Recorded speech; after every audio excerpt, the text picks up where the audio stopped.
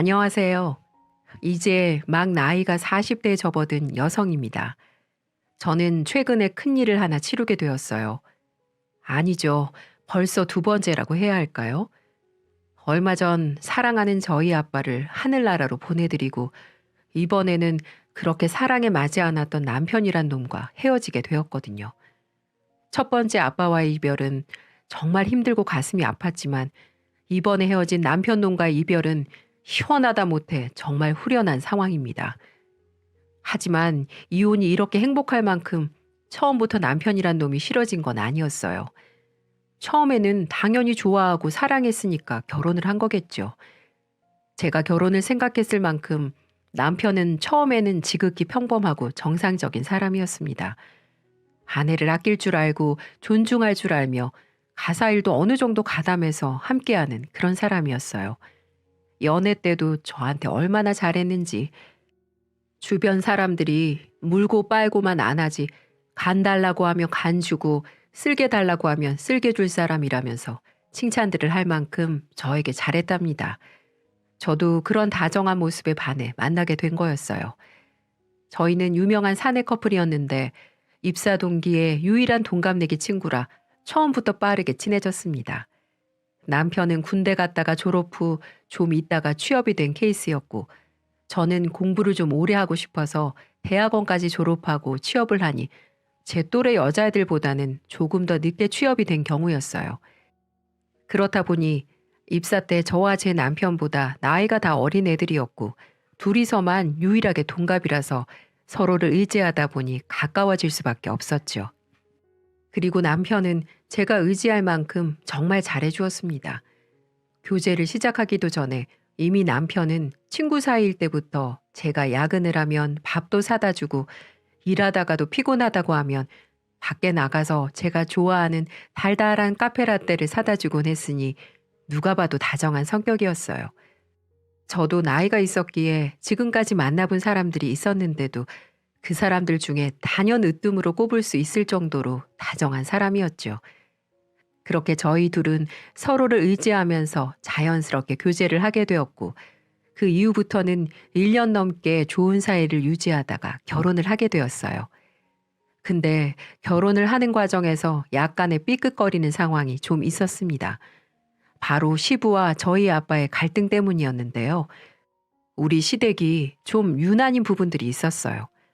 사귈 때는 잘 몰랐지만 인사를 드리고 결혼을 준비하는 과정에서 시부가 좀 유별난 사람이라 그런지 저희한테 참 못되게 굴더라고요.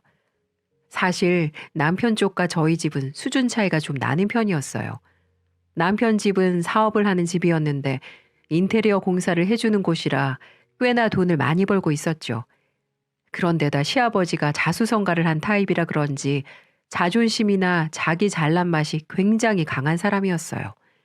반면에 우리 집은 엄마가 일찍 돌아가시는 바람에 아빠 혼자서 저희 삼남매를 키우셨고 평생을 페인트 칠을 하며 저희 셋을 먹이고 입히고 대학까지 다 보내셔서 남들에 비해 여유롭지 못했던 저희 집은 당연히 집안 대 집안으로만 봤을 때 남편 집안에 비해 좀 딸릴 수밖에 없었죠. 그러니 제가 얼마나 눈에 안 찼겠어요. 근데 이래도 되는 건가 싶을 만큼 처음부터 시아버지는 노골적으로 저희 아버지를 무시하던 거 있죠. 시아버지는 양가가 결혼 이야기를 위해 처음 모인 자리에서부터 무시를 하셨고 저희 집안의 상태를 보더니 홀아버지 밑에서 큰 걸 탐탁지 않아 했는데 거기다 아빠 직업이 페인트 공이라고 하니 서슴없이 그 자리에서 신뢰되는 말씀을 하시더라고요. 아니 페인트 칠 그거 얼마나 번다고? 좀 더 노력해서 나처럼 돈 되는 걸 했어야지. 우리 또래들은 대부분 그렇지 않은데 참 게으른가? 시아버지의 말씀에 그곳에 있는 모든 사람들이 눈이 동그래지며 놀랐습니다. 아무리 마음에 안 들어도 그렇지 어떻게 사돈관계가 될 사람에게 그런 무시 발언을 할 수 있는 건가 저는 이해가 되지 않더라고요. 그래서 저는 첫 만남에서 싸움이 일어나더라도 우리 아빠를 무시한 것에 대해 반박을 하기 위해 말문을 열려고 하는데 그때 저희 시어머니가 먼저 말씀을 꺼내셨죠. 어머 여보 무슨 말을 그렇게 해요? 혼자서 애들 셋 키우는 게 쉬운 일인 줄 알아요? 당신이었어 봐요. 할 수나 있겠나. 당신은 우리 애 하나 키우는 것도 돈 많이 들어간다면서 그렇게 힘들어했으면서 그런 말 말아요. 내가 보니 누구보다도 부지런하게 사셨으니 그 힘든 페인트 칠 하시면서 애를 셋이나 이렇게 잘 키우신 것 같은데. 그렇죠, 사돈? 우리 남편 말은 너무 귀담아 듣지 마세요. 제가 대신 사과드릴게요. 시어머니는 무례했던 시아버지의 말씀을 곧바로 받아치며 제가 하고 싶었던 말을 대신해서 속 시원하게 해주셨어요. 어찌나 제 마음을 잘 알고 반박을 해주셨는지 마음속으로 감동이 요동칠 정도였습니다. 그리고 시어머니의 말씀에 바톤을 이어받아 저희 아버지도 지지 않고 한마디 하셨어요. 예, 사부인 알아주시니 감사합니다. 이 애들 새 키우느라 저 잠잘 건 못 자면서 정말 열심히 살았거든요. 그걸 몰라주시니 섭섭할 참이었는데 우리 사부인이 알아주시니 그저 감개가 무량합니다. 사부인께서 참 현명하신 분 같네요. 우리 아빠도 그간 세월이 녹록지 않았기 때문에 사람 대하는 방법에 도가 트신 분이었고 덕분에 그 자리에서 은근히 아빠를 무시하던 시아버지를 내리까며 본인이 할 말을 시원하게 다 하셨어요. 어찌나 통쾌하던지 시아버지는 역시나 우리 아빠의 이야기를 듣고는 그래도 그 숨은 뜻을 알아들었는지 얼굴이 열받은 것처럼 울그락불그락해졌답니다. 그러다 더 할 말이 없어지셨는지 그 이후에는 조용히 밥만 드셨어요. 하지만 그 이후로 시아버지는 결혼 준비를 하는 내내 우리 아빠한테 당한 게 못내 분하고 억울했는지 아주 저를 달달 볶아대더라고요. 뻑하면 저한테 전화해서는 너는 이 집 며느리가 된다면서 어떻게 시부모한테 전화 한 통이 없냐? 미리미리 연습을 하고 습관을 들여야 나중에 결혼해서도 잘할 것 아니야? 아주 그냥 센스가 그렇게 없어. 젊은 애가. 야, 내일 우리 집에 와서 밥 좀 해라. 니네 시어머니는 영 손맛이 딸린단 말이야. 30년을 넘게 같이 살아도 적응이 안 되는 맛이야. 어디 며느리 손맛은 어떤지 미리 맛 좀 보자. 등등 무식하고 무례하기 짝이 없는 말들을 저한테 전화해서는 툭툭 던지곤 했어요. 저는 처음에는 어느 정도 받아줬지만 나중에는 시간이 없어서 전화를 못 드렸다, 집안 행사가 있어서 갈 수가 없다 등등의 핑계를 대며 피했어요. 근데 제가 이렇게 피하는 것도 열이 받으셨는지 점점 더 막말을 뱉으셨고 그때마다 계집애가 뭐가 그렇게 바빠서 매번 시아버지 말을 무시하냐는 말씀을 하시기에 저는 더는 듣고만 있을 수 없어서 이렇게 말씀을 드렸어요. 아버님, 정말 말씀이 지나치시네요. 저 아직 아버님 며느리 아니고요. 한가하게 아버님 쫓아다니면서 전화드리고 밥 차려드릴 여유가 없어요. 저도 기준 씨만큼이나 바쁜 사람이라는 걸 좀 알아주세요. 그리고 아버님 말씀하시는 그 계집애라는 단어 어디 가서 함부로 쓰시면 요즘 신고당해요. 그러니까 아무리 제가 편하셔도 이제 좀 자제해 주세요. 저는 너무 화가 나 어른한테 버릇없는 행동인 줄 알면서도 제가 할 말만 하고 전화를 끊어버렸어요. 그리고는 이런 시아버지 밑에서 절대로 평생 못 살 거라 생각하며 당시에는 남자친구였던 남편에게 곧바로 저의 생각을 토해냈습니다. 왜냐하면 제가 몇 번을 아버님의 무례한 행동을 남자친구에게도 말했는데 남자친구는 본인이 잘 말해보겠다고 하면서도 막상 보면 아버님께 제대로 말을 안 한 것 같았거든요. 그래서 중간에서 중재도 못하는 사람과 사느니 그냥 아예 여기에서 파혼을 하는 게 낫겠다 싶어 바로 퇴근 후 남자친구에게 가서 파혼을 선언했습니다. 기준 씨, 이번에도 아버님한테 나한테 그만 연락하시라고 말씀 안 드렸지? 당신도 아버님도 진짜 너무하신 거 아니야? 어떻게 결혼하기 전부터 이렇게 사람한테 무례하게 하실 수가 있어? 나 이제는 못 참아. 나 이대로라면 당신이랑 결혼 못하니까 그렇게 알아. 여기서 깔끔하게 헤어져 우리. 제가 파혼 이야기를 하자마자 남편은 제가 이렇게 세게 나올 줄을 생각을 못했는지 두 눈에 눈물이 그렁그렁 맺힌 채 매달리기 시작했어요. 미연아, 미안해. 내가 아버지한테 다시 말씀드려 볼게. 나 너 없으면 죽어. 알잖아. 나 진짜 이제 너밖에 없는데 헤어지자니. 우리 아버지가 너한테 다시는 그러시지 못하게 내가 잘 말할게. 이번엔 진짜야. 이번에도 또 얼렁뚱땅 넘어갈 거잖아. 어떻게 믿어 내가? 아니야, 진짜야. 한 번만 더 믿어줘. 진짜라고. 저는 이제까지 이런 모습을 보여준 적 없었던 남자친구였던지라 마지막으로 딱 한 번만 믿어주기로 했어요. 근데 정말로 이번에는 제대로 말을 했는지 시아버지한테 전화 오는 일이 없어졌죠. 심지어는 서로 가족 행사가 있을 때는 같이 참석을 하기도 했었는데 제가 시댁 쪽으로 갈 때면 시아버지는 아무 말씀이 없으셨어요. 제가 안녕하세요 인사를 하면 그래 왔냐 라는 말 한마디 뱉으시고는 일절 저에게 말을 건다거나 예전처럼 무례하게 대하는 태도들을 보이지 않으셨답니다. 처음에는 의심스러웠지만 그 이후로 계속되는 시아버지의 정상적인 행보에 저는 마음을 놓을 수 있었어요. 그리고 이제 진짜 바뀌셨구나라는 걸 느끼게 되어 다시 생각해 보게 되었던 결혼도 그대로 진행해 마무리를 할 수 있었죠.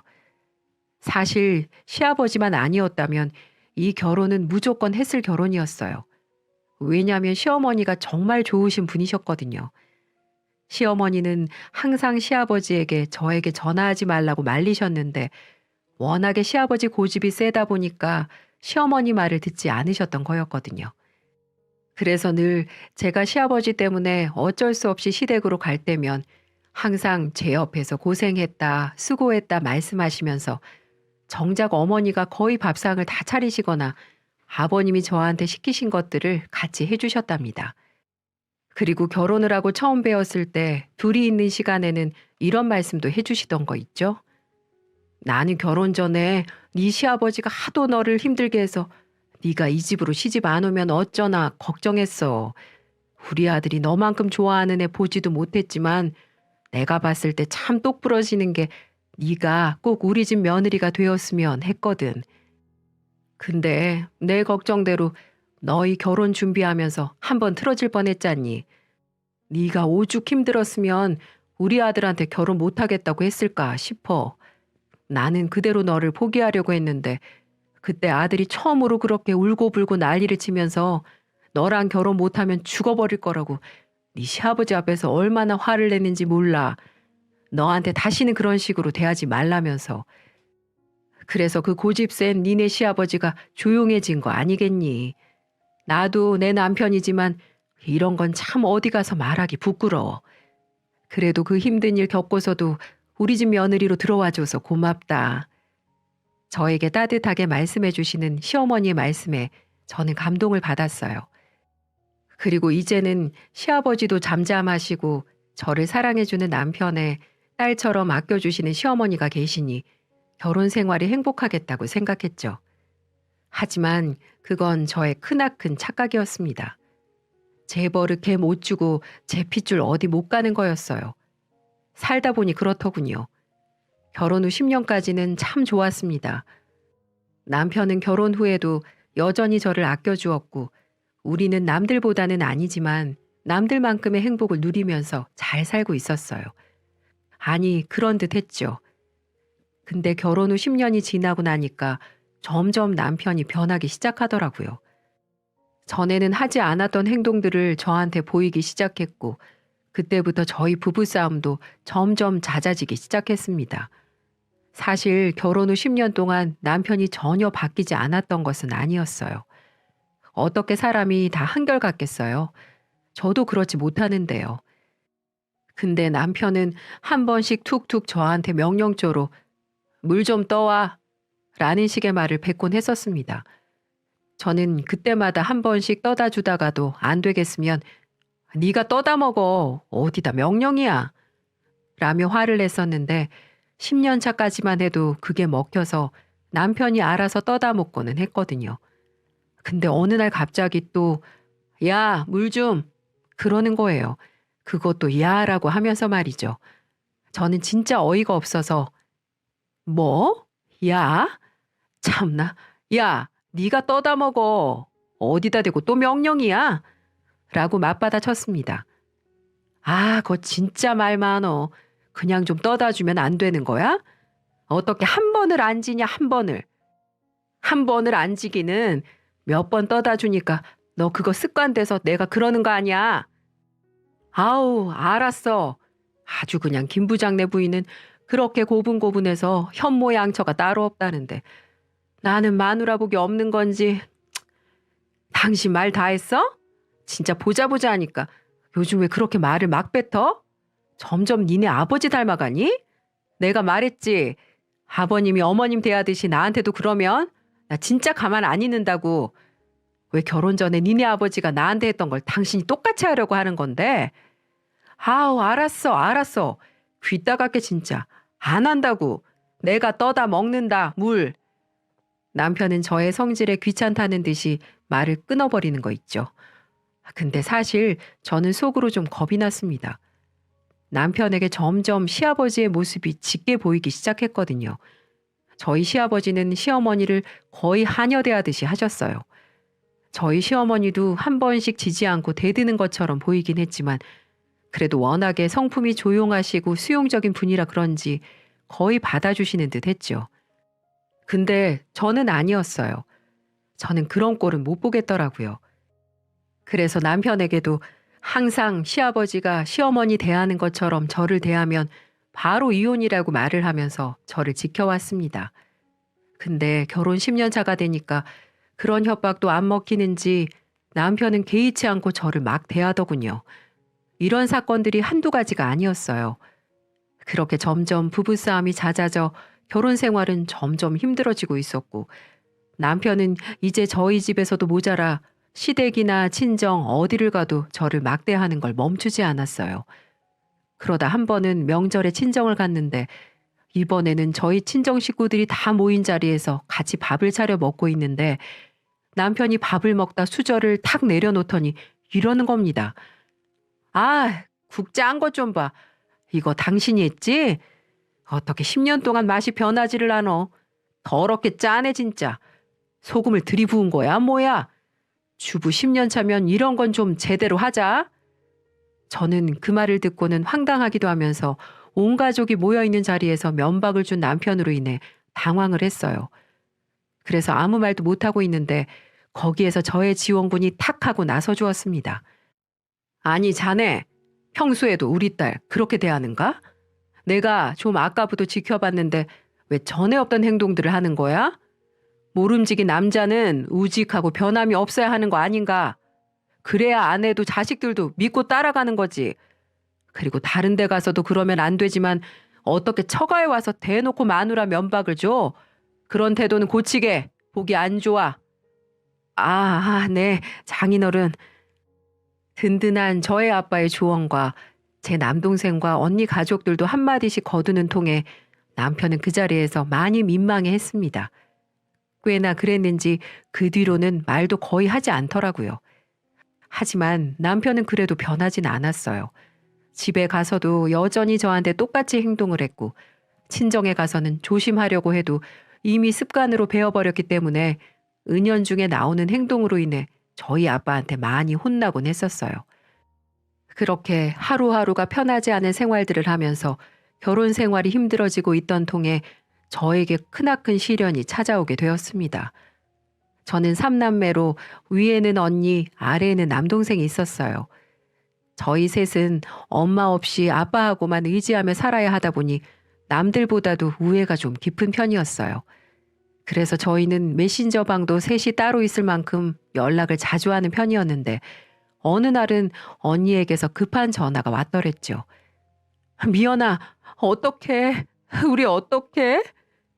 언니, 무슨 일이야? 아빠가 백혈병이래. 요즘 아빠가 일하다가 어지럽다고 자주 그러셨었는데 저번에는 한번 쓰러지셨어. 너랑 진우 걱정할까봐 그냥 아빠랑 나랑 둘이만 알고 있었는데 내가 너무 걱정이 돼서 아빠한테 건강검진 받아보라고 하니까 글쎄 백혈병이래. 우리 아빠 불쌍해서 어떡해? 저는 그 말을 듣고는 믿을 수가 없어서 아빠한테 찾아갔고 그날 아빠를 부둥켜 안고는 한참을 울었어요. 왜 아프다고 말을 안 했어? 몸이 안 좋으면 우리한테 바로 말을 했었어야지. 그러다 금방 나을 거라고 생각했지. 미안해, 우리 딸. 아빠가 울게 만들었네. 아니야, 아니야, 아빠. 내가 죄송해요. 내가 결혼해서 산다고 아빠한테 소홀했어. 우리 치료 열심히 받아서 꼭 나아요. 알았죠? 알았다, 알았어. 예쁜 내 딸. 저는 아빠와의 시간을 한참 가진 뒤에 집으로 돌아갔어요. 근데 집에서 저를 기다리고 있던 남편 놈이 하는 말을 듣고는 화가 나서 저도 모르게 돌발 행동을 하고 말았습니다. 아니, 어딜 그렇게 싸돌아다녀, 아줌마가. 배고파 죽겠는데 밥도 안 차려놓고. 길거리에서 욕한다. 벌금 내라 그래. 그 얼굴에 그 몸매로 나돌아다니면. 뭐라고? 이 미친 자식아? 너 말 그따위로밖에 못해? 지금 내가 어디 다녀온 줄이나 알고 그렇게 짓거리니? 아유, 모르지. 알게 뭐야. 네 장인어른 백혈병이래. 네 마누라가 지금 어떤 일을 겪고 왔는지도 모르면서 어떻게 말을 그렇게 해? 아, 그래? 장인어른 요즘 나한테 하시는 게 참 뭐했는데 사람이 그러니까 한 대로 돌려받는 거야. 나를 그렇게 못마땅해 해가지고 성가시게 구시더니만 벌 받으신 거 아니야? 야, 너 진짜 인간 맞니? 그러고도 네가 사람이야? 어떻게 말을 그렇게 해, 이 나쁜 새끼야. 저는 그때 남편에게 정말 큰 상처를 받았습니다. 이 남편이 정말 내가 알던 남편이 맞나 싶더라고요. 하지만 저는 이때 남편과 실랑이를 벌일 기운이 없었어요. 아빠를 어떻게든 살려내야 했거든요. 저는 그때부터 간병인을 옆에 두기는 했지만 언니와 저 남동생까지 합세해 아빠의 간호를 극진히 했습니다. 고맙게도 우리 남동생 부인이나 언니 남편인 형부도 다 같이 와서 한 번씩 저희 아빠를 돌아봐주고 몸에 좋다는 것들을 막 사다 주곤 했었어요. 그때 우리 남편만 유일하게 저희 아빠를 찾아오지 않았죠. 그래서 그걸 남편한테 이야기하면서 명색이 장인어른인데 한 번을 돌아봐주지 않아서 서운하다고 이야기를 했던 적이 있었어요. 근데 그걸 남편이란 작자는 지 아빠한테 말한 것 같더라고요. 한 번은 시댁에 갔는데 시아버지가 저한테 그러시는 거예요. 아니, 사돈어른 아프신 걸로 왜 내 아들까지 피를 봐야 하는 거냐? 너 요즘 사돈어른한테 간다고 집안일도 소홀히 한다면서? 여자가 말이야, 가정부터 챙겨야지 뭐 하는 거야? 네 아버지 살리는 것도 중요하지만 내 아들이랑 내 손주 새끼들도 챙겨라. 밖에서 보면 바람 난 줄 알아. 저는 개념이 있는 게 맞나, 생각이 뇌를 거치는 거 맞나 이해가 안 되는 아버님의 말씀에 그 자리에서 화를 냈습니다. 아버님, 저희 아빠가 아프다는데 말씀을 어떻게 그렇게 하세요? 저도 아버님 아프시게 되면 그이한테 똑같이 얘기해 볼까요? 야, 이게 진짜 보자 보자 하니까 어디서 그런 쌍스런 말을 해? 그러니까 아버님도 우리 아빠에 대해서 저에 대해서 그렇게 말씀하신 거 사과하세요. 아버님이 지금 쌍스럽게 먼저 말씀하셨잖아요. 이게 진짜? 여보, 그만해요. 당신이 잘못했잖아요. 왜 그래요, 정말? 중간에서 저희를 말리는 어머님이 안 계셨더라면 저는 아마 그 자리에서 아버님께 맞았을지도 몰라요. 그만큼 상황이 험악해졌거든요. 저는 그 뒤로 아예 시댁에 질려버려 가지도 않았어요. 그리고는 무조건 저희 아빠 치료에만 신경을 썼고 아빠가 어느 정도 괜찮아지시면 곧바로 이혼을 할 생각이었습니다. 근데 아빠의 상황은 점점 좋아지지 못했고 아버지의 경우 급성 백혈병 증상이었는데 이건 비교적 치료 경과가 좋다고 해서 항암 치료와 함께 수혈을 계속해서 병행해 치료를 열심히 받아봤지만 결국 5년 후 아빠는 끝내 돌아가시고 말았어요. 아빠의 장례를 치르고 이제는 어떠한 의욕도 남아있지 않던 저는 우선 결혼 생활부터 끝내고자 했습니다. 그래서 남편에게 이혼을 이야기했어요. 근데 남편도 제가 질려버렸는지 이혼하자고 하니 곧바로 이혼을 받아들이더라고요.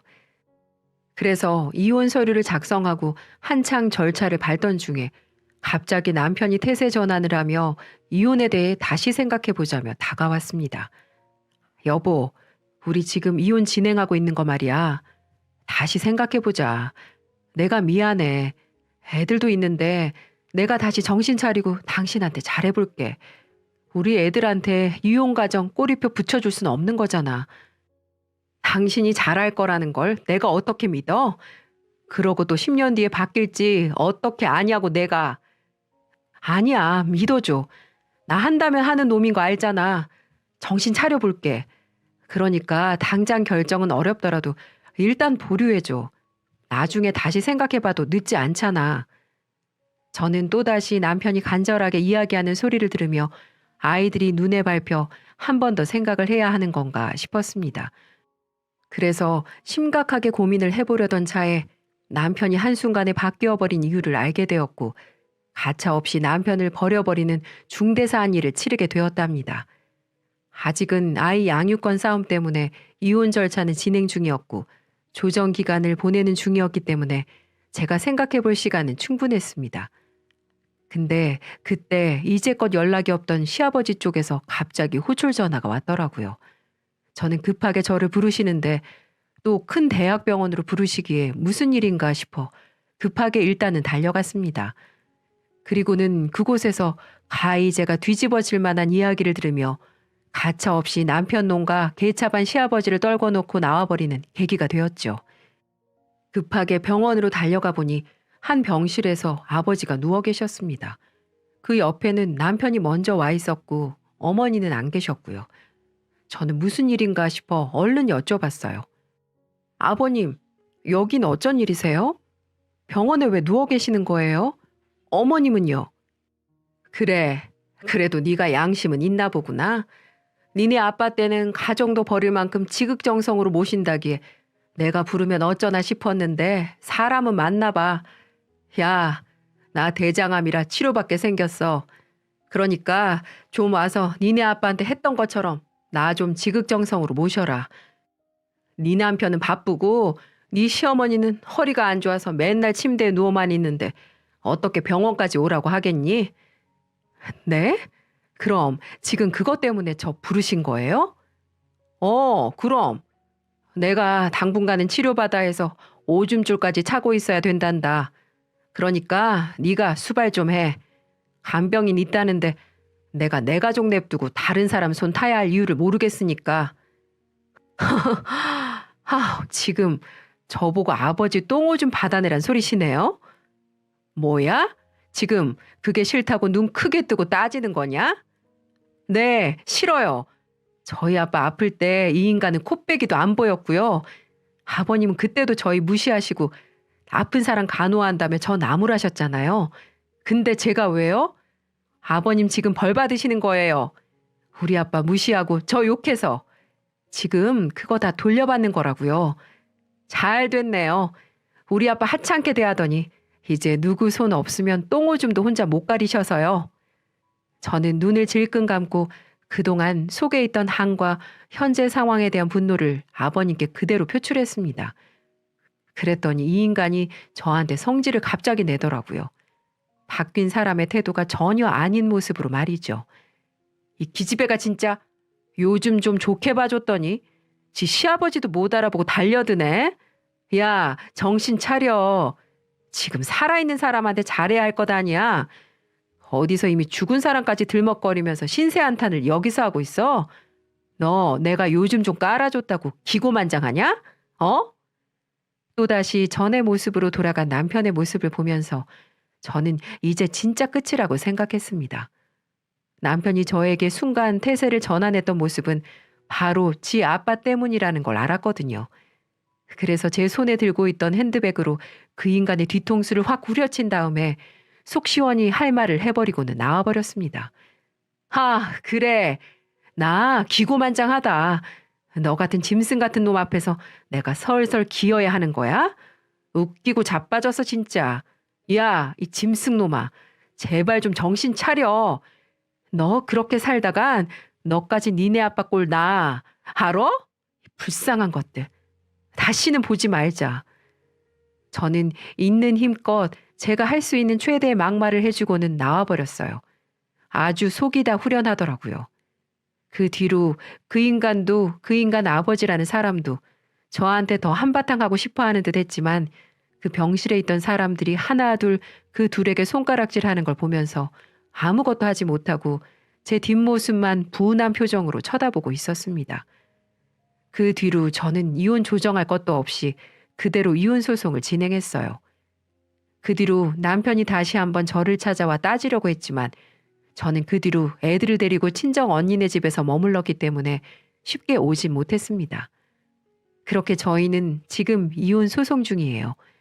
변호사와 이야기를 하면서 빨리 이 긴 여정을 끝내고 싶어 막판 힘을 쏟고 있는 중이랍니다. 아마 이제 곧 결과가 나올 것 같아요.